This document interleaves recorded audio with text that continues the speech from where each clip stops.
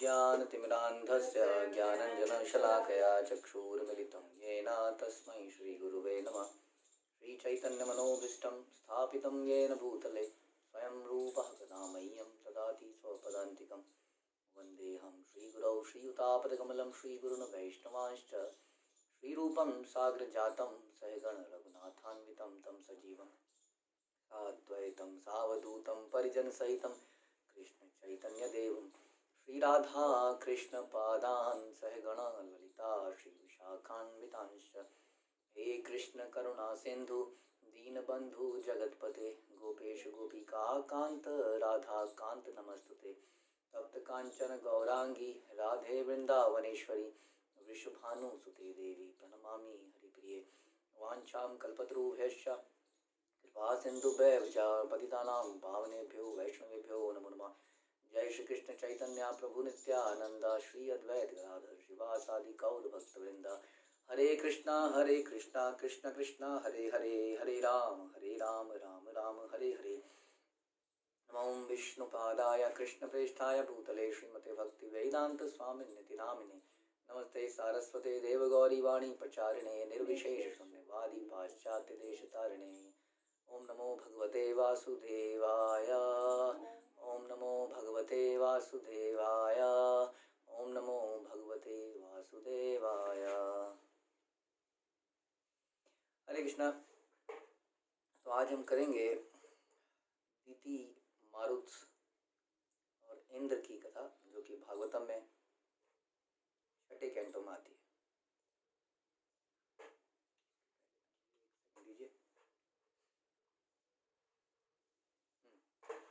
तो भागवतम श्रीमद् भागवतम कैंटो 6 अध्याय 18 और श्लोक संख्या आप आ सकते हैं 19 के ऊपर, 6.18.19। यहाँ पर परीक्षित महाराज को सुखदेव गोस्वामी बता रहे हैं कुछ किसका पुत्र कौन हुआ, उसका पुत्र कौन हुआ। तो करते करते हम यहाँ तक पहुँचते हैं श्लोक संख्या 19 में। दीति के गर्भ से 49 मरुत देव भी उत्पन्न हुए। गर्भ से कितने उत्पन्न हुए? 49। तो ये 49 कैसे हुए? जनरली तो गर्भ में 1, 2, 3 से ज़्यादा मुझे लगता नहीं सुना होगा आपने कभी। तो 49 जो मरुत देव पैदा हुए, लेकिन किसके गर्भ से पैदा हुए? दीति के गर्भ से पैदा हुए। कश्यप मुनि की 2 पत्नियां हैं, दीति और अदिति। तो अदिति जो है वो देवताओं की जननी है और दीति जो है दैत्यों की जननी है। दैत्यों का नाम दीति से ही पड़ा। हाँ, दैत्य अपने आप में नेगेटिव वर्ड नहीं है, लेकिन दीति से दैत्य आया। तो अब दीति के पुत्र हुए ये 49 मनुगण। लेकिन फिर ये देव कैसे हुए? बोला गया, सुनिए दोबारा से, मरुत देव भी उत्पन्न हुए। इनमें से किसी के संतान नहीं हुई, यद्यपि दीति ने उन्हें जन्मा था, किंतु इंद्र ने उन्हें देव पद प्रदान किया। हम जानते हैं कि इंद्र की और असुरों की हमेशा की लड़ाई है, दैत्यों की हमेशा से लड़ाई है। फिर इन दोनों में मित्रता कैसे हुई? इंद्र कैसे उनको देवता पद दे दिया? इनकी तो हमेशा से दुश्मनी रही है। तो तात्पर्य श्रील प्रभुपाद द्वारा, श्रील प्रभुपाद की जय। असुर भी देवता बना दिए जाते हैं जब उनका सौंदर्य मूलक चरित्र सुधर जाता है। इस प्रकार हम देखते हैं कि हिरण्यकशिपु एक असुर परिवार का था, लेकिन उनके परिवार में प्रहलाद जैसा बेटा पैदा हुआ। और हम सुनते हैं बलि महाराज के बारे में, और न जाने कितने ऐसे हैं कि जो ब्राह्मण कुलों में पैदा हुए, जैसे राजा अंग है, राजा वेन है।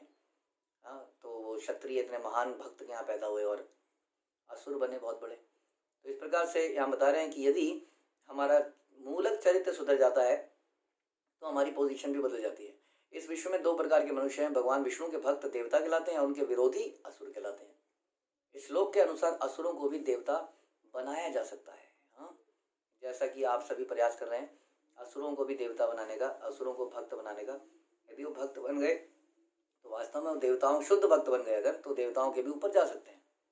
तो ऐसा असुरों को भी बनाया जा सकता है, बता रहे। श्री राजो वाचा, राजा परीक्षित बोले, राजा परीक्षित ने कहा, हे स्वामी, जन्म के कारण वे 49 मरुत आसुरी वृत्ति से परिपूर्ण रहे होंगे। देखिए, हमारे जन्म का हमारे ऊपर प्रभाव पड़ता है, लेकिन ज़रूरी नहीं है कि ऐसा हो। हम कैसी जगह पैदा होते हैं उसका प्रभाव हमारे पर पड़ता है। वास्तव में हम वैसी ही जगह पैदा होते हैं जहाँ हम एलिजिबल हैं, जहाँ के लिए। जैसे हम कहते हैं ना कि अगर कोई भक्त भक्ति ठीक से नहीं कर पाता है इस जन्म में, तो दोबारा से पैदा होता है भक्तों के बीच में। इसका मतलब जन्म का भी महत्व है। लेकिन दिक्कत यह है कि उन्होंने, जो स्मार्त ब्राह्मण थे, सो कॉल्ड जाति ब्राह्मण, उन्होंने ये कहना शुरू कर दिया कि केवल जन्म से ही सब कुछ होता है। यदि जन्म हो गया ब्राह्मण कुल में तो हो गया, बस वो ब्राह्मण ही है फिर। चाहे वो कर्म ब्राह्मण के करे या कर्म शूद्रों के करे, वो ब्राह्मण माना जाएगा। इस प्रकार से उन्होंने अपनी अनएलिजिबिलिटी को भी कई केसेस में, उनको शास्त्रों का ज्ञान नहीं भी था तो अपनी सुपीरियर पोजीशन बनाए रखी, जिसको काटा गया। लेकिन फिर भी जन्म इंपॉर्टेंट है। आप टोटली जन्म को इग्नोर नहीं कर सकते, क्योंकि जन्म जिस माहौल में हुआ है इसका मतलब वो व्यक्ति वाकई में इंपॉर्टेंट है, जिसने ऐसी जगह जन्म लिया। लेकिन उसने उस जगह को वेस्ट कर दिया यदि ऐसी जगह जन्म लेके भी उसने वो कार्य नहीं करे जो करने चाहिए थे। इसलिए केवल जन्म इंपॉर्टेंट नहीं है। इसलिए कहते हैं कि हम अपने माँ बाप को नहीं चुनते, हमारे माँ बाप तो हमें दिए जाते हैं। हम कौन सी जगह पैदा हुए वो हम चुन नहीं सकते, हम वहाँ पैदा हो जाते हैं और उसका हमारे जीवन पे बहुत प्रभाव पड़ता है। हालांकि कई लोग ऐसे होते हैं जो गलत जगह पैदा होकर भी अपने आप को शुद्ध कर लेते हैं, और कई लोग ऐसे होते हैं जो बहुत अच्छी जगह पैदा होकर भी अशुद्ध हो जाते हैं। जैसे मैंने बताया, एक महान राजा थे, राजा अंग, और इतने महान भक्त थे। और उनका पुत्र हुआ वेन, जो कि बचपन से ही, छोटी उम्र में ही, खेल खेल में ही अपने साथी बच्चों का मर्डर कर देता था। गला दबा दिया किसी का, खेल खेल में हार गया उसका गला दबाया, मार दिया जान से। तो ऐसा बच्चा बचपन से ही हो गया था। तो ऐसे बहुत सारे एग्जाम्पल मिल जाते हैं। जैसे हमने बोला प्रहलाद महाराज, जो कि एक असुर के यहाँ पैदा हुए। लेकिन अगर यहाँ पर परीक्षित कह रहे हैं कि वो अगर दीदी के यहाँ पर पे कोख में पैदा हुए, इसका मतलब उनका कुछ तो नेगेटिव रहा होगा ना पहले, तभी तो ऐसी जगह पैदा हुए दीदी के यहाँ पर। तो आसुरी वृत्ति से परिपूर्ण होने ही चाहिए थे। फिर स्वर्ग के राजा इंद्र ने उन्हें कैसे देवता बना दिया? क्या उन्होंने कोई पुण्य कर्म या अनुष्ठान किया? इसका मतलब हम अपने आप को शुद्ध कर सकते हैं, चाहे हमारा जन्म कहीं पर भी हुआ हो। तो वही पूछ रहे हैं कि उन्होंने ऐसा क्या किया बाद में कि वो शुद्ध हो गए। हे श्रेष्ठ ब्राह्मण, मैं तथा यहाँ पर उपस्थित सभी साधुजन इसे जानने के लिए परम उत्सुक हैं। अतः हे परमात्मा, हमसे इसका कारण बताएं। देखिए, हम बड़ी हैरानी होती है देखकर कि ये अभी हम जो कर रहे हैं, ये छठा कैंटो है, लगभग श्रीमद् भागवतम का आधा। अगर हम ये मान लें कि श्रीमद् भागवतम इवनली बोली गई, तो भी ये 7 दिन में से आधे दिन बीत चुके हैं, 3-4 दिन बीत चुके हैं। और परीक्षित महाराज बिना खाए पिए, जैसे सब बैठे हैं वहाँ बैठे हैं, उनकी मृत्यु बस आने ही वाली है। लेकिन उनके अंदर उत्साह देखिए, इतने सारे श्लोका पे श्लोका बोलते जा रहे हैं सुखदेव गोस्वामी, और अचानक से बीच में टोक के बोलते हैं नहीं नहीं नहीं, रुकिए, ये समझ नहीं आया, ये बताइए जरा, आपने बीच में क्या बोल दिया? ये मरुदेव कैसे बोल दिया? इनको देवताओं का पद कैसे मिल गया? ये तो दीदी के पुत्र थे। तो कितनी उत्सुकता है उनके अंदर, कितनी अटेंशन है कि वो इतने दिनों बाद भी, इतने श्लोका सुनने के बाद भी उनकी जो अटेंशन है वो बरकरार है एकदम। ऐसा नहीं है कि क्लास शुरू हुई और नींद आने लगी हमें धीरे धीरे। हाँ, एक बहुत बढ़िया लोरी की तरह देखा हमने। बहुत सारे समाज में बहुत सारे लोग बोलते हैं हमें कि पता नहीं क्या होता है। एक भक्त थे, हमें हमसे मिले, अगर बाबू जी 2:30 बजे नींद खुल जाती है। हाँ, पता नहीं क्यों, बड़ा कोशिश करता हूँ सोने की, लेकिन नींद खुल जाती है। और जैसे ही लेक्चर शुरू होता है वैसी नींद आ जाती है, और 2:30 बजे के बाद सोया नहीं जाता। अब बताइए, अब ऐसी वृत्ति हो जाए तो क्या करें? तो अक्सर ऐसा देखा गया है, लेक्चर सुनते ही आदमी सतोगुण के बाद शुद्ध सतोगुण में चला जाता है, टेंशन मुक्त हो जाता है, और टेंशन मुक्त होते ही आराम से सो जाता है। अपनी बैठने की पोजीशन भी ऐसी बना लेता है कि नींद आने में बिल्कुल दिक्कत ना आए। एक आदमी को लोहे की तलवार पे बैठा दिया जाए, उसको बोला जाए अब लेक्चर सुन, तो सो पाएगा वो? एक पतली सी दीवार में बैठा दिया जाए, इधर भी खाई और इधर भी खाई, मतलब अब लेक्चर सुन, तो सो पाएगा वो? नहीं सो पाएगा। लेकिन हम अपने आप को इतना कंफर्टेबल कर लेते हैं, क्योंकि वैसे ही जूम क्लासेज हैं, ऑनलाइन क्लासेज हैं, इतना कंफर्टेबल कर लेते हैं कि शरीर को टेंशन तो दूर हो जाती है। ओम नमो भगवते वासुदेवाय सुनते ही टेंशन समाप्त, और आराम मिल ही रहा होता है, तो एकदम से नींद आ जाती है। लेकिन परीक्षित महाराज के साथ ऐसा नहीं था। वो एकदम अटेंशन, रैप्ट अटेंशन में बैठे हुए थे, और कोई भी बात निकलने नहीं दे रहे थे। जैसे ही उन्होंने बोला मरुत देव, तो उनका दिमाग ठना गया, मरुत देव कैसे हो गए? उन्होंने ये प्रश्न पूछा कि यहाँ पर मैं ही नहीं, ये सारे साधु भी जानना चाहते हैं, इसलिए हे परमात्मा हमसे इसका कारण बताइए। श्री सुत उवाचा। सुत गोस्वामी ने, अब ये सुत गोस्वामी जो है नैमिषारण्य में वही कथा रिपीट कर रहे हैं। तो सुत गोस्वामी बताते हैं शौनक इत्यादि को, हे साधु शौनक, महाराजा परीक्षित को सविनय एवं संक्षेप में आवश्यक विषयों पर बोलते हुए सुनकर सर्वज्ञाता सुखदेव गोस्वामी ने उनके प्रयत्नों की प्रशंसा करी और इस प्रकार उत्तर दिया। इसको कहते हैं इंटेलिजेंट इंक्वायरी। जब बहुत अच्छी इंक्वायरी करता है सामने वाला तो बताने वाले की उत्सुकता भी बढ़ जाती है। हाँ, तो वो बड़े प्रसन्न हुए राजा परीक्षित के इन प्रश्नों से। हाँ, और प्रसन्न होके इस प्रकार से उत्तर दिया। रूपा बताते हैं कि सुखदेव गोस्वामी ने महाराज परीक्षित के प्रश्न की अत्यधिक सराहना की, क्योंकि संक्षेप होते हुए भी सार गर्भित जिज्ञासाओं से पूर्ण था। हाँ, तो यानी कि एक और चीज बताई गई कि प्रश्न पूछना बड़ा बड़ा उसकी भी कला है। हाँ, कई बार ऐसा होता है हमारे सामने, ऐसा कई बार हुआ, कोई व्यक्ति बोला प्रभु जी एक प्रश्न है, हमने कहा अच्छा बोलिए। तो उन्होंने बोला कि फॉर एग्जाम्पल कृष्ण जो है वृंदावन में आए और उन्होंने कई सारे असुरों का वध किया। उसके बाद वो मथुरा चले गए, गोपियों का उसका बड़ा विरह रहा। हाँ, उसके बाद अचानक से वो एक दिन द्वारका चले गए। हाँ, द्वारका में उनको गोपियों का विरह रहा, लेकिन कई असुरों को उन्होंने मारा। उसके बाद में फिर से वो एक दिन कुरुक्षेत्र के उसमें गए। कुरुक्षेत्र में उन्होंने विराट रूप दिखाया, अर्जुन को उपदेश दिया। फिर वो वापस आए, फिर वो संसार से चले गए, अचानक से डिसअपीयर हो गए। अर्जुन बड़ा उदास हुआ। अर्जुन युधिष्ठिर महाराज के पास गया। युधिष्ठिर महाराज बड़े परेशान हुए, तुम उदास क्यों हो?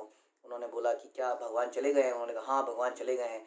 सारे पांडवों ने अपना राजकाज छोड़ दिया, सारे पांडव वनवास को चले गए या उत्तर उत्तर उत्तर लोगों को चले गए। 5 मिनट तक बोलते हैं प्रभु जी प्रश्न क्या है? प्रश्न प्रश्न क्या है प्रभु जी? तो मैं ही भूल गया। तो कई बार ऐसा हो जाता है कि आदमी बोलता जाता है। एक्चुअली में बोलने की बहुत इच्छा होती है, लेकिन वो प्रश्न तो पता नहीं था कि नहीं था, तो प्रश्न ही क्लियर नहीं हुआ कि प्रश्न क्या पूछा आपने। तो प्रश्न माना उसके बाद पूछा जाए कि प्रभु ये बताइए महाभारत का युद्ध कितने दिन चला था? अरे बाप रे, तो इतने सारे पीछे पहले की चीजें क्यों पूछी? तो प्रश्न संक्षेप में होने चाहिए, टू द पॉइंट होने चाहिए, क्लैरिटी होनी चाहिए कि हम क्या पूछना चाह रहे हैं। उसमें बताने की इच्छा नहीं होनी चाहिए, देखो मैं पूछ तो रहा हूँ लेकिन मुझे पता भी है, ये मत सोचना कि मुझे पता नहीं है, मुझे बहुत कुछ पता है, ये थोड़ा सा डाउट है, बस इतना डाउट बता दो। बाकी जैसे ही वो डाउट बता, प्रभु जी ऐसा 18 दिन, हाँ पता है हाँ प्रभु जी 18 दिन तो हुआ था, ओके हाँ ठीक है।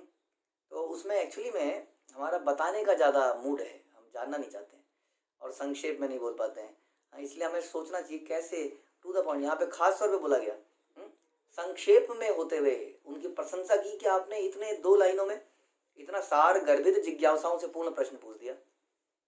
विश्वनाथ चक्रवर्ती ठाकुर इस बात पर बल देते हैं कि यद्यपि दीदी ईर्ष्या से पूर्ण थी किंतु उसका हृदय भक्ति से शुद्ध हो सका। दूसरी महत्वपूर्ण बात यह है कि यद्यपि कश्यप मुनि परम विद्वान थे और आत्म चेतना में सिद्ध थे, किंतु तो भी वे सुंदरी पत्नी के वश में थे। जैसे कि हमने देखा कि हिरण्याक्ष और हिरण्यकशिपु पैदा हुए। क्योंकि इन समस्त प्रश्नों को महाराज परीक्षित ने अत्यंत संक्षेप में पूछा, इसलिए सुखदेव गोस्वामी परम प्रसन्न हुए। इस प्रश्न के अंदर बहुत सारे रहस्य थे कि एक तो ये कि दीति जो है खुद ऐसी थी। हाँ, तो दीति के यहाँ ऐसे पुत्र कैसे हो गए?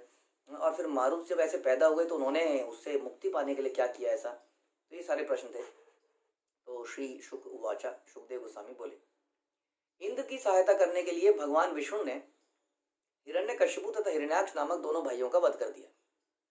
उनके मारे जाने से उनकी माता दिति शोक तथा क्रोध से परिपूर्ण होकर इस प्रकार सोचने लगी।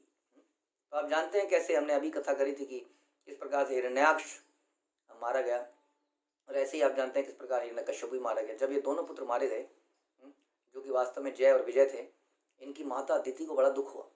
ऑल्दो वो जानती थी कि इनकी मृत्यु विष्णु द्वारा होनी है, हाँ, लेकिन फिर भी हाँ, जैसे कि हम कहते हैं ना कि वो रामायण में बोलते हैं कि काल ही कर्म ही इत्यादि इत्यादि मिथ्या दोष लगा वही, कि हम ना कहीं किसी ना किसी को तो आरोपी मानते ही हैं। कोई प्रॉब्लम हुई तो किसी के सर पे तो मरनी है उसको, अपने अलावा। ये हम ऑफिसों में घरों में अक्सर देखते हैं। किसी को बोले ये क्यों नहीं किया? उसने ये नहीं किया था तो मैंने ऐसा नहीं किया। आपने उसके साथ क्यों बहस करी? पहले उसने देखा, आपने देखा पहले उसने क्या बोला मेरे को? उसने मेरे को ये बोला तो मैंने उसको ये बोला। तो अक्सर हम अपना सारा दोष किसी के सर पे मढ़ के फ्री रहना चाहते हैं। दोषारोपण, ये भी हमारा जन्म सिद्ध अधिकार है। कोई भी समस्या है तो उसमें मेरा दोष नहीं था, उसमें उसका दोष था, उसका दोष था, उसका दोष था। जबकि हमारे शास्त्र बताते हैं कि जो भी हमारे जीवन में होता है उसका कारण सिर्फ मैं होता हूँ, लेकिन मेरा आधा जीवन लोगों को ये समझाने में निकल जाता है, झगड़ों में, मसलों में। हाँ, इसने आज ऐसा कह दिया, इसने आज ये कर दिया, मेरी ज़िंदगी में जहर घोल रखा है, मैं सताई गई हूँ, मैं सताया गया हूँ, मेरे को जेन्युइन पत्नी नहीं मिल पाई,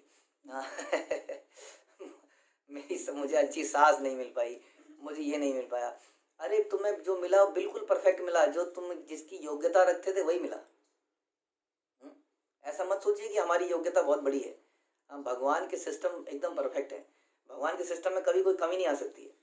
इसलिए जो भी हमें मिलता है वो हमारी योग्यता से मिलता है, लेकिन हम भूल जाते हैं। हम रोज ही सुनते हैं इस बात को, हम रोज ये एग्जाम्पल भी सुनते हैं। इस प्रकार यदि लोन कलेक्टर बैंक अपना एक एजेंट भेजते हैं या पोस्टमैन भेजते हैं, जाइए ये लेटर दे के आइए जी, आपकी रिकवरी इतनी है, यदि इतने दिनों में आपने इतना इंस्टॉलमेंट नहीं दी तो ये घर को जब्त कर लिया जाएगा। और आप देखते हैं पोस्टमैन को शक्ल देखते हैं, अरे तू मेरा घर जब्त करेगा, मेरा जब्त कर, वो पकड़ के थप्पड़ घूंसे।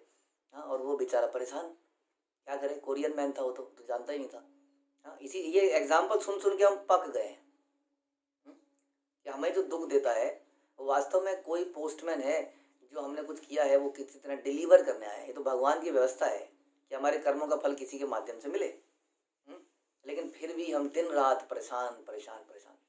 सोचिए ये हमारी चेतना का लेवल, इतने साल तपस्या करने के बाद भी इसी बात पे अटके रहते हैं रोज ही रोज।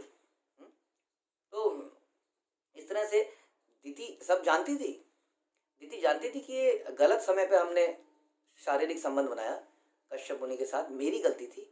मैंने उनको फोर्स किया संध्या के समय ये सब करने के लिए, और उसके बदले में ये भविष्यवाणी भी हुई कि इस प्रकार से 2 पुत्र होंगे। कश्यप मुनि ने स्वयं बताया कि अति राक्षसी होंगे, असुरी होंगे। आसुरी व्यक्ति का अंत कैसा होना चाहिए भला? आसुरी व्यक्ति का अंत ऐसे ही तो होना चाहिए। और उसके बाद में बोला गया कि लेकिन इनको मारने के लिए भगवान आएंगे, और दीदी ने सुना अरे भगवान आएंगे, ओके वेरी गुड, कम से कम उनका अंत तो अच्छा होगा। ये सब जानने के बाद भी पोस्टमैन आया बेचारा डिलीवर करने के लिए उन दुखों को। अब उस दुखों का सर किसी के ऊपर तो मरना ही था। अब भगवान विष्णु के सर पे कैसे मरा जाए, उन्होंने ही तो मारा था। अब भगवान विष्णु के सर पे नहीं मरा गया तो इंद्र के सर पे मर गया। ये इंद्र है, ये इसकी वजह से हुआ है, ये दुष्ट है, इससे जरूर बदला लूंगी। इसी ने जाके विष्णु को जाके कहते हैं ना उंगली करी, इसी ने जाके उनको उकसाया, तभी तो उन्होंने मेरे बच्चों को मारा। इससे इंद्र को तो नहीं छोड़ूंगी। ये हमारी एक आम आदमी की चेतना है जो दित्ती की चेतना में दिखती है। हम भूल जाते हैं कि ये तो होना ही था, ये तो डेस्टिनी थी, ये तो लिखा ही गया था, बोला ही गया था, ये कर्मों का फल था ही, मेरे कर्मों का फल था जो मैंने कश्यप मुनि के साथ गलत किया। ये उन बच्चों के कर्मों का फल था जो उन्होंने पूरे जीवन में साधुओं को तंग किया। लेकिन हम भूल जाते हैं, हम सोचते हैं भगवान के सिस्टम में कोई कमी रह जाती है तभी तो मुझे दुख आता है। मेरी जैसी सज्जन लेडी को जो कभी किसी का बुरा नहीं करती, मैं कभी किसी का बुरा नहीं करती, मैंने आज तक किसी को बुरा नहीं कहा है। लेकिन यदि मुझे छेड़ दोगे तो फिर तो मैं नागिन बन सकती हूँ, मैं नागिन और तू सपेरा। तो ऐसा हम सोचने लगते हैं और अक्सर भूल जाते हैं कि जो हमारे साथ हो रहा है हमारे कर्मों का फल है। यहाँ पर दीदी भी भूल चुकी है टोटली कि ये सब कुछ हो चुका है भैया, अब क्या इंद्र का इसमें क्या दोष है? इससे पहले की कहानियां कैसे भूल गए? लेकिन उनके अंदर, उनके मारे जाने के बाद दीदी शोक तथा क्रोध से परिपूर्ण होकर इस प्रकार सोचने लगी। तो क्रोध जो है हमारी मेमोरी को, हमने सुना है भगवत गीता का श्लोक किस प्रकार से क्रोध से हमारी स्मृति चली जाती है। स्मृति जाने से क्या हो जाता है? हमारा सब कुछ। देखिए स्मृति क्या करती है, स्मृति हमारी मेमोरी के अंदर सारे राइट्स एंड रॉन्ग्स हैं कि क्या करना है, क्या नहीं करना है, क्या सही है, क्या गलत है, शास्त्रों का ज्ञान, सारा ज्ञान। जब स्मृति चली जाती है तो राइट एंड रॉन्ग का डिफरेंस चला जाता है। जब डिफरेंस चला जाता है तो हम सारे गलत कार्य करने लगते हैं। हमारे अंदर भेद, ये डिटर्मिनेशन एंड डिस्क्रिमिनेशन समाप्त हो जाती है। तो ऐसा ही क्रोध आने पर होता है। तो क्रोध हमें अक्सर आ जाता है जब हमारे साथ कुछ अनवांटेड होता है। अनवांटेड वर्ड बनता है वांटेड से, ध्यान रखिए, अनवांटेड वर्ड बनता है वांटेड से। हाँ, इसका मतलब हम कुछ चाहते थे जो कि नहीं हो पाया। यदि हम चाहें ही ना, हाँ, यदि हमारे जीवन में, जैसे कहते हैं अन्य भिलाषिता शून्यम, यदि हम अन्य विलासिता शून्य हो जाएं, यानी कि there is no other desire except to serve humbly, पिट पिट के भी हमारा इच्छा केवल इच्छा के द्वारा हमारी इच्छा केवल सर्व करने की हो जाए, तो कोई भी अनवांटेड चीज़ नहीं हो सकती हमारे साथ। जब हम त्रिनादि अपनी सुनिचेन को अपना लें थी, क्योंकि उसके बाद अनवांटेड क्या होगा, हम तो कह रहे हैं कि हम तृण के समान है, जिसके ऊपर पैर भी रख दोगे तो तृण नीचे बैठ जाएगा, पैर में गुदगुली करेगा। कोई बात नहीं, तुमने मेरे पर पैर रखा लेकिन मैं तुम्हें गुदगुली कर रहा हूँ, अच्छा लगता है ना घास में चलना, कितना अच्छा लगता है। तो जब ऐसा स्वभाव हो जाएगा तो बताइए अनवांटेड कुछ होगा ही कैसे, क्योंकि आपने वर्स्ट को वांट कर लिया अपने जीवन में। तो इस तरह से जब जीवन में कुछ अनवांटेड होता है तो बड़ी दिक्कत होती है, और उस वक्त सारी मेमोरी समाप्त हो जाती है क्रोध से। अच्छा बुरा जितने भी लेक्चर हैं सब रास्ते में बह जाते हैं, और हमसे कुछ ऐसे काम हो जाते हैं जैसे कि यहाँ पर दीदी से हो रहे हैं। दीदी शोक और क्रोध से परिपूर्ण होकर इस प्रकार से सोचने लगी। क्या सोचा उसने? अत्यंत इंद्रिय लोलुप भगवान इंद्र ने हिरण्यकश्यपु तथा हिरण्याक्ष इन दोनों भाइयों का वध भगवान विष्णु के माध्यम से किया है। यानी कि वध किसने किया है? वध तो इंद्र ने ही किया है, लेकिन विष्णु को माध्यम बनाया है। बताइए, विष्णु को माध्यम बनाया है। अतः वह क्रूर है, कठोर है, पापी है। मैं कब उसे मारकर शांति चित्त होकर दम ले सकूंगी? बड़ा इंपॉर्टेंट है, ध्यान रखिए। यही दिति ने एक बार पहले भी कश्यप मुनि को उकसाया था। हमारे आसपास बहुत सारे उकसाने वाले होंगे, हमें बड़ा ध्यान रखना पड़ेगा कैसे अपने हृदय को संयमित रख सके, क्योंकि समाज में सारे के सारे लोग रजोगुण से प्रभावित हैं, और स्लाइटेस्ट प्रोवोकेशन पे एकदम से उनको अगर उकसाया जाए तो एकदम से आप रिवोल्ट करते हैं। तो यहाँ पर इसलिए बताया गया कि यहाँ ये बता रही है कि क्रूर है, हाँ इंद्र क्रूर है, कठोर है, पापी है। वो नहीं सोच रही है कि हिरण्यकश्यपु ने, हिरण्याक्ष ने क्या क्या किया अपने जीवन में। आप जानते हैं कि उन्होंने क्या क्या किया। जो व्यक्ति अपने पुत्र को ही मारने को उतारू हो जाए, वो व्यक्ति कैसा होगा? जो विष्णु का दुश्मन हो, उसके लिए आज हम इतना कुछ बोल रहे हैं। तो यही बात हुई कि वही इमोशनल अटैचमेंट, अनवांटेड थिंग्स, उसे सारी स्मृति चली गई, और वो बोल रही है कि जो इंद्र है ये बड़ा दुष्ट है, कठोर है, पापी है। देखिए, यदि वो इतना दुष्ट है, इतना कठोर है, इतना पापी है, लेकिन फिर भी भगवान विष्णु द्वारा अपने पद पर प्रतिष्ठित है, उसको अपने पद पर रखा गया है। क्या भगवान से कोई गलती हुई है कि उन्होंने इंद्र को राजा बनाया है? इसका मतलब हम ये कह रहे हैं। कई बार हम ऐसा सोचने लगते हैं, नहीं, जैसे मैंने आपको पहले बताया था कि कई बार हम गुरु महाराज के बाद लोग जाते हैं, देखिए जी ये व्यक्ति प्रेसिडेंट बना रखा है आपने, इसने नाक में दम कर रखा है, ये कर रखा है। आप सिर्फ अपनी बात कह सकते हैं कि ऐसा हो रहा है, आपकी इन्फॉर्मेशन के लिए। आपको जो उसके बाद जो उनका डिसीजन हो, अगर हमारे सीनियर ये चाहते हैं कि वो अपने प्रेसिडेंट बने रहें, या ये पोजीशन पे बने रहें, या ये पोजीशन बने रहें, तो इसका मतलब they are doing right thing. अगर हम बोल रहे हैं गलत है, तो इसका मतलब हम कह रहे हैं मैं सही हूँ और मेरी नॉलेज एकदम परफेक्ट है, बाकी सब गलत हैं, आपका डिसीजन गलत है, यहाँ पूरा सिस्टम गलत है, इसका मतलब प्रभुपाद गलत हैं, सब भगवान गलत हैं, सभी गलत हो गए फिर तो। यदि आप सिस्टम पे उंगली उठाते हैं इस प्रकार, आपका दायित्व सिर्फ बताने का है, उसके बाद में अथॉरिटीज़ को डिसाइड करना है कि वो क्या करना चाहते हैं। अगर वो ये करना चाहते हैं कि ये कंटिन्यू है, इसका मतलब हमें उसको मानना है। लेकिन यहाँ पर देखिए, इंद्र को भगवान ने ही तो साबित किया है। यदि आप कह रहे हैं कि इंद्र पापी है, कठोर है, क्रूर है, आपको यदि लगता है तो आप भगवान से जाके डिस्कस कर सकते हैं एक बार, भगवान जी ऐसा हुआ, मेरे 2 बच्चे मारे गए, बड़ा दुख है, मेरे मन में कुछ गलत विचार आ रहे हैं, आप जरा इसका क्लैरिफिकेशन कीजिए। तब भगवान उसको याद दिलाते, दीदी तुम भूल गई, तुमने गलत समय पर इन बच्चों को पैदा किया। हाँ, इन बच्चों ने जो अत्याचार किए साधुओं के ऊपर, वैष्णवों के ऊपर, इन्होंने भगवान की पूजा को बिल्कुल साइड में रख दिया, बंद कर दिया। जिन लोगों ने भगवान की पूजा करी उनको मार डाला। इन्होंने पृथ्वी को रसातल में घुसा दिया। इन लोगों की तुम पैरवी करने आई हो। तो उसको ध्यान में आता, ओह मैं तो अपने बच्चों को सोच रही थी, ये तो बड़े दुष्ट थे, है ना। लेकिन ऐसा उसने नहीं किया। हाँ, वो अपने सीनियर के पास नहीं गई, उसने अपने मन में आए हुए कलुषित विचारों को धोने का प्रयास न करके सीधा कुछ एक्शन लेने का विचार कर लिया। अतः उसने क्या किया, मैं कब उन्हें मारकर शांति चित्त होकर दम ले सकूंगी। अब उसने बदले की भावना पैदा हो गई। जीवन में हमारे लिए जो एपिसोड्स होते हैं वो उतने दुखद नहीं होते जब तक कि हम उन पे अटेंशन नहीं देते। मैंने एक बार बताया था कि अटेंशन से ही टेंशन होती है। जब हम इतनी ऐसे गलत हमारे साथ जो हुआ, हमने एक बार पहले बोला था कि हमें भूल जाना चाहिए कि हमारे साथ किसी ने क्या गलत किया। हमें भूल जाना चाहिए कि हमने किसी के साथ क्या सही किया। और हमें क्या याद रखना चाहिए कि किसी ने हमारे साथ कब अच्छा किया, ये बड़ा इंपॉर्टेंट है, और मैंने कब गलत किया। लेकिन इसका ठीक उल्टा ही होता है। तो यहाँ पर भी दीति वही सोच रही है, इसने मेरे साथ क्या गलत किया, इंद्र ने, और भूल गई कि मैंने इनके साथ क्या गलत किया। हाँ, अब क्या हो चुका है, अब उसके अंदर अहंकार, बदले की भावना आ चुकी है, क्योंकि वो उसी बात को सोच रही है। ऐसा ही समाज में आदमी गुस्से को शांत नहीं होने देता है, क्योंकि गुस्सा जिंदा रहता है तभी तो कुछ मजा आता है मारने पीटने में। अब सोचिए बॉक्सिंग का मैच हो रहा है, अंदर से कुछ जोश ही नहीं है तो क्या मारेगा वो। हाँ, तो गुस्सा पैदा करता है अपने अंदर। हाँ, उसकी फोटो देख देख के ऊपर बाण मारता है, पत्थर मारता है, घृणा पैदा करता है। हाँ, तो ये घृणा पैदा की जा रही है। हमारे को बोला जाता है कि फॉरगिव, जियो और जीना दो, सब भूल जाओ, सबको माफ करो, लेकिन ये याद करके अपने अंदर घृणा पैदा कर रही है। समस्त राजाओं तथा नेताओं के शरीर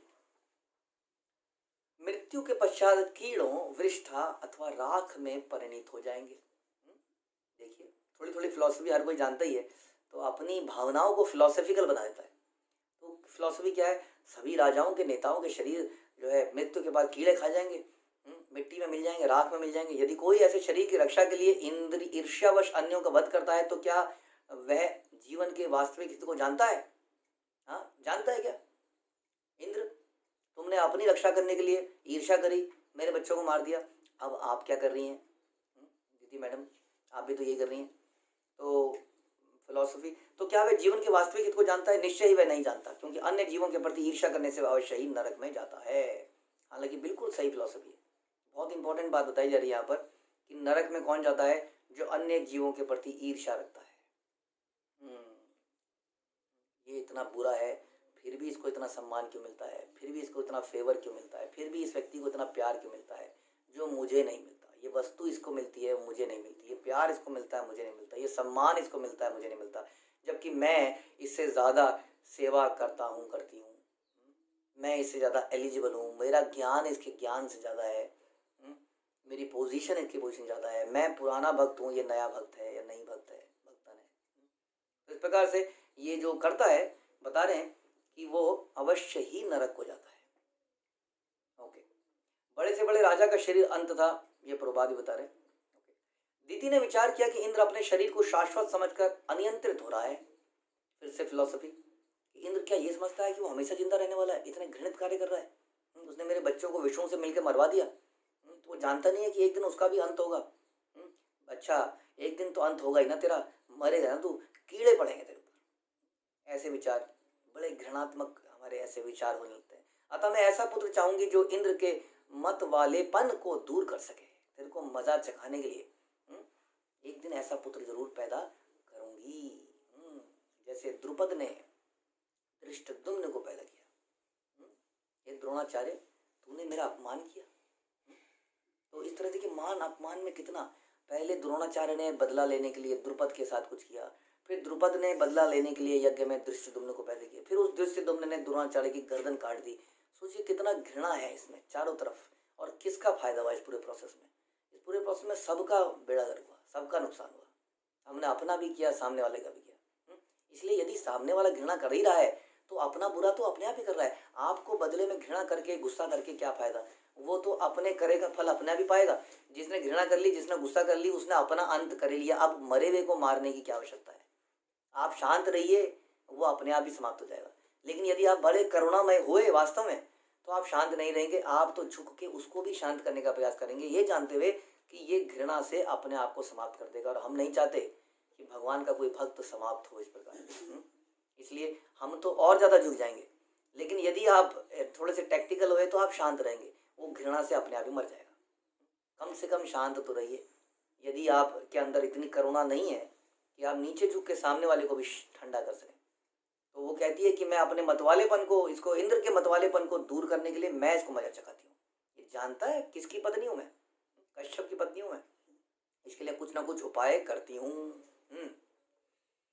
इस प्रकार सोचती हुई इंद्र को मारने के लिए पुत्र इच्छा से, अब हमारे अंदर एक इच्छा है, अब इच्छा की पूर्ति के लिए अलग अलग लोग जो अलग अलग जगह जाते हैं, तो ये क्या करती है कि इंद्र को मारने के लिए एक पुत्र की इच्छा इसके अंदर आती है कि एक ऐसा पुत्र पैदा करूं जो इंद्र को मारे। दिति निरंतर अपने पति कश्यप को अपने मोह आचरण से प्रसन्न रखने लगी। देखिए, बड़ा खतरनाक है। ध्यान रखना पड़ेगा आपको कि हमारे पास में कई बार लोग बड़ा ही इस तरीके से कुछ कुछ फेवर प्राप्त करने के लिए आएंगे, लेकिन वो ज़रूरी नहीं है कि सही हो हर बार। आपको एनालाइज करना पड़ेगा। एक जो शक्ति धारक व्यक्ति होता है उसको बड़ा दिमाग लगाना पड़ता है, क्योंकि कई लोग उससे उस शक्ति को मांगने आएंगे जो कि उस शक्ति का दुरुपयोग करेंगे। इसलिए जिस व्यक्ति के पास शक्ति है, ज्ञान है, उसको उसको बड़ा सोच समझ के, जिसके पास सम्मान है, जिसके पास पोजीशन है, उसको बड़ा सतर्क रहना चाहिए, क्योंकि कब कोई व्यक्ति आ जाएगा और उनसे गलत फेवर ले लेगा, गलत शक्तियाँ प्राप्त कर लेगा। जैसे ब्रह्मा जी से, शिव जी से कई बार राक्षस उनको प्रसन्न करके गलत शक्तियाँ ले लेते हैं। इसलिए बड़ा ध्यान रखिए। यदि आप अपने घर के पेरेंट्स हैं तो कई बार बच्चे फुसलाते हुए आएंगे, अपनी तुतलाती आवाज़ में बोलेंगे, मम्मी आज एक हॉस्टल जाने का मन नहीं कर रहा, मम्मी आपसे विरह महसूस हो रहा है। माँ कहती है, मैसेज डालती है, आज मेरा बच्चा बड़ा फील कर रहा है, मैं इसके साथ रहना चाहती हूँ। अगले दिन, आज मम्मी प्लीज़ ये बना दोगे, कुछ कर दोगे। बड़े चालू होते हैं सब लोग, आपको पता नहीं है, छोटी उम्र में भी चालू हो जाते हैं। बड़ा ध्यान रखना है, क्योंकि आप सीनियर हैं, आप हेड हैं। वैसी तरह गुरु के पास कोई आएगा, प्रभु जी आज मन नहीं कर रहा है, आज एकादशी में खाने दो ना थोड़ा सा, आज खा लूँ। तो आपको ध्यान रखना है। यदि आप इस तरह से बार बार पसीज जाएंगे तो बड़ी समस्या हो जाएगी। इसलिए बड़ा ध्यान रखना है। यहाँ पर दिति जो है निरंतर अपने पति कश्यप को अपने मोहक आचरण से प्रसन्न रखने लगी। उसका आचरण बड़ा मोहक था, जैसे कि पहले उसने गलती करी और गलती करवाई कश्यप मुनि से, अब ये एक और गलती करवा रही है कुछ फेवर लेने के लिए, क्योंकि उस पर खुद की ताकत तो नहीं है। ये बड़ा है ना, जो व्यक्ति इस तरह से होते हैं उनके अंदर घृणा, ईर्ष्या तो होती है। अब उस घृणा ईर्ष्या के बदले में उनके शरीर में तो कुछ बचता तो है नहीं, सब कुछ तो समाप्त हो जाता है, लेकिन वो फिर किसी शक्तिशाली की मदद लेती है और इस प्रकार करप्ट हो जाती है। हम कई बार देखते हैं कि कोई पत्नी है, अपने पति से प्रसन्न नहीं है, वो किसी और की शरण लेती है और मिल के कई बार पति का हत्या करवा देती है।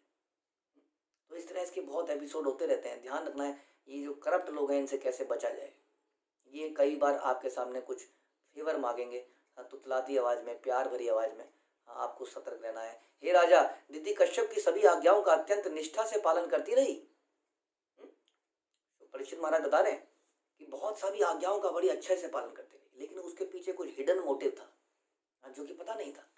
वह सेवा, प्रेम, विनय तथा आत्म संयम एवं अपने मृदु भाषण और अपनी मंद हंसी बाकी चितवन से कश्यप के मन को आकृष्ट करने लगी और उसने उन्हें अपने वश में कर लिया। देखिए, वो जानती थी कि कश्यप को शारीरिक रूप से अट्रैक्ट करना तो बड़ा मुश्किल है, उसके सामने कुछ बॉडीली मूवमेंट्स करूंगी तो होगा नहीं। तो उसने क्या किया, अपने अच्छे व्यवहार से हाँ जी हाँ जी हाँ जी, जी जी जी हाँ जी करके, अपनी धीरे धीरे हंसी से, प्यार से बोल बोल के अपनी चितवन से उसको वश में कर लिया।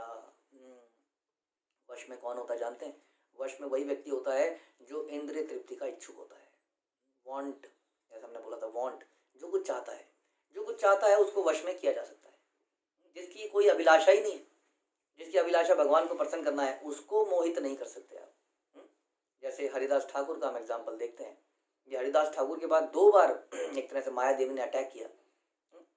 साक्षात उनको किसी को फुसलाने नहीं जाना पड़ा, हरिदास ठाकुर को खुद ही उनकी गुफा में आई, अकेले गुफा में आके बैठी रही, कुछ कुछ करने का प्रयास किया, लेकिन हरिदास ठाकुर को कुछ, क्योंकि कोई वांट ही नहीं थी, शून्य, अन्य अभिलाषिता शून्य, इसलिए उनको अट्रैक्ट नहीं कर पाई। इसलिए यदि हमें इस संसार में बचे रहना है तो अपनी इच्छाओं पे ही कार्य करना है सारा, और आपकी इच्छाएं सिर्फ आप ही जानते हैं। आपके हृदय में क्या क्या पैदा होता है, कैसे विचार आते हैं, केवल आप ही जानते हैं या परमात्मा जानते हैं। तो उसको, उसका शुद्धि करने की जिम्मेदारी एक्चुअली में आपके ऊपर है। गुरु का काम ज्ञान देना है, प्रकाश करना है। देखिए, प्रकाश मैंने कर दिया माना, लेकिन आप अपनी आंखें बंद कर लें तो फिर उस प्रकाश में देखने की शक्ति, देखना तो आप ही को पड़ेगा ना। तो गुरु जो है ओम अज्ञान तिमिरांधस्य है, वो उजाला करते हैं ज्ञान का, लेकिन उस ज्ञान के उजाले में भी कोई अपनी आंखें बंद कर ले तो कोई क्या करे। हाँ, तो इस प्रकार से ये जिम्मेदारी आपकी है, हमारी सबकी है कि हम अपने अंतःकरण में आने वाले विचारों को शुद्ध करें, अपनी इच्छाओं को शुद्ध करें, अपनी इच्छाओं को कृष्ण की सेवा के लिए लगाएं। तो यहाँ पर हमने देखा कि किस प्रकार से उसने उससे अपने वश में कर लिया, क्योंकि कुछ इच्छाएं तो रही होंगी जिसके कारण वो वश में हो गए। मान सम्मान, जिस व्यक्ति को मान सम्मान नहीं मिलता उसका थोड़ा सा सम्मान कर दिया जाए तो वो एकदम से कहता है ये बहुत अच्छी लगती है मुझे। हाँ, कई बार क्या होता है, कोई लेडी लेडी होती है, वो अपने घर में तो अपनी सास से तो उसकी बनती नहीं है, लेकिन किसी दूसरे से बहुत अच्छे से बोलती है ना। या कोई सास है जो किसी से बड़े अच्छे से बोलती है और अपने घर में ठीक से नहीं बोलती है, तो जिससे अच्छे से बोलती है, अरे बड़ी अच्छी लेडी है वो तो, बहुत अच्छी है। कई बार कुछ सुनाई देता है, नहीं नहीं नहीं नहीं नहीं, उसने गलती नहीं करी होगी। तो इस तरह के विचार हम बना लेते हैं बेस्ड ऑन कि उसका व्यवहार मेरे साथ कैसा है। यदि वो मुझे सत्कार दे रहा है तो बहुत अच्छा आदमी है। अगर वो मुझे सत्कार नहीं दे रहा है तो किसी के साथ भी मैं जानता हूँ हाँ ऐसे ही है, वो तो ऐसी है। तो ये थोड़े से हमारी कंडीशनिंग है, क्योंकि हमारी इच्छाएं हैं कि हमें थोड़ा सा सम्मान मिले, थोड़ा कोई प्यार से बोले, तो जैसे ही कोई बोलता है तो हम उसके वश में हो जाते हैं। तो यहाँ पर कश्यप मुनि थोड़े वश में हो गए। जब कोई स्त्री अपने पति की परम प्रिय बनना चाहती है और उसकी आज्ञाकारिणी बनना चाहती है तो वह उसे सब प्रकार से प्रसन्न करने का यत्न करती है। जब पति अपनी पत्नी से प्रसन्न होता है तो पत्नी उससे सभी आवश्यक वस्तुएं, आभूषण, इंद्रिय सुख प्राप्त कर सकती है। यही दीति के आचरण से सूचित होती है। यही चीज मैं ये कहूंगा कि कई बार पति को भी अपनी पत्नी से कुछ चाहिए होता है, उसे भोग करना होता है, तो वो भी उसके सामने दुम हिलाता घूमता है। तब ऐसे में पत्नी को भी सोचना चाहिए, क्योंकि हमारे तो इस्कॉन के अंदर पत्नियां भी परम वैष्णव हैं, उनको भी सोचना चाहिए ये कुछ चीज की आवश्यकता है, बड़ा सतर्क रहना है। ऐसा नहीं है कि सारी नीड्स को पूरा कर देना है, क्यों? क्योंकि उससे हम दोनों ही नीचे गिरेंगे। इसलिए ऐसे मौकों पे सतर्क रहने की आवश्यकता है, लेकिन यहाँ पर कुछ ऐसा नहीं हो पाया। यद्यपि कश्यप मुनि विद्वान पुरुष थे, किंतु वे दिति के बनावटी व्यवहार से मोहित हो गए और उसके वश में आ गए। देखिए कैसे विद्वान व्यक्ति भी मोहित हो जाता है। इसलिए कहते हैं देवी ऐसी गुणामयी मम माया दुरत्या, it is very difficult to overcome. बहुत मुश्किल है इस माया से, क्योंकि हमारी कोई ना कोई कमजोरी रह जाती है। किसी की खाने में कमजोरी रह जाती है, किसी की देखने में गलत चीज़ों को, किसी की अपना सम्मान, हल्का सा किसी ने सम्मान कर दिया और उससे फुसला के कुछ भी साइन करा लो कहीं पर भी, आप तो महान हो, आपकी कदर नहीं करता कोई यहाँ पर।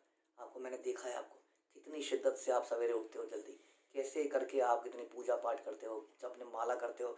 हाँ मैंने देखा ये यंग छुटकले पुटकले आपके सामने घूम रहे हैं, इनकी पूछ हो रही है, आपकी पूछ नहीं हो रही है। मैं जानता हूँ आपको कोई पहचान नहीं पाया। हाँ मैं सोच रहा था माता जी थोड़ी पैसों की ज़रूरत थी, 5,000 रुपये हैं। हाँ बेटा हैं, ले बेटा ले।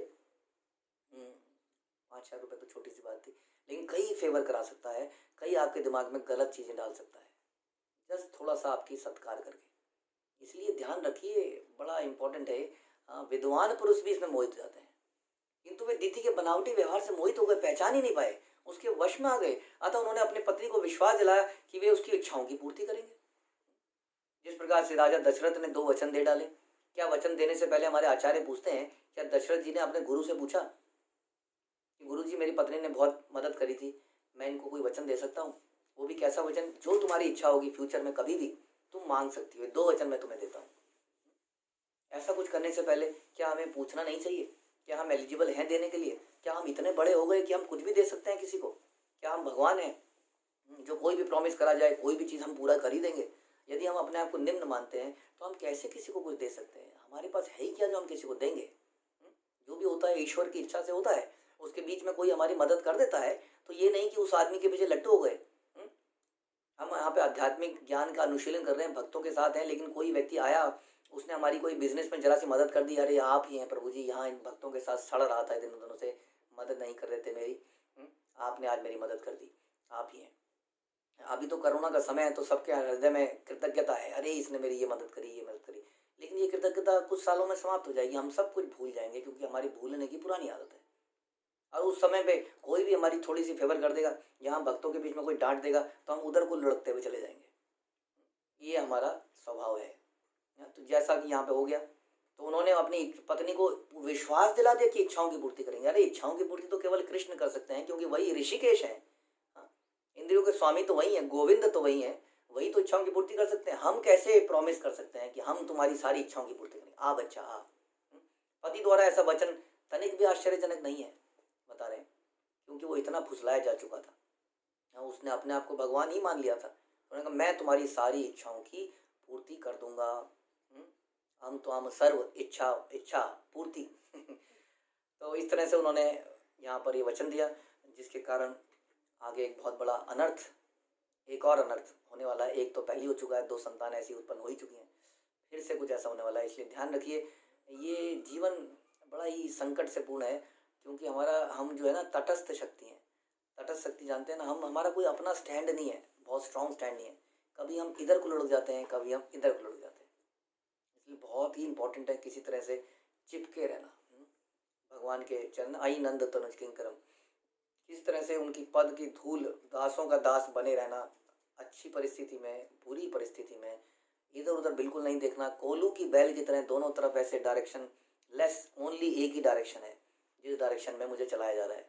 इस तरह से जिएंगे तभी बचे रहेंगे, नहीं तो इधर से कोई अट्रैक्ट करेगा, कोई उधर से अट्रैक्ट करेगा, कोई इधर से कुछ गलत बोलेगा, उससे ईर्ष्या होगी, कुछ अच्छा बोलेगा, मतलब दिमाग में हजारों हजारों विचार आएंगे। उससे बचने की बड़ी आवश्यकता है। इस कथा को हम जारी रखेंगे अगले सत्र में। ग्रंथराज श्रीमद् भागवत की जय। श्रील प्रभुपाद की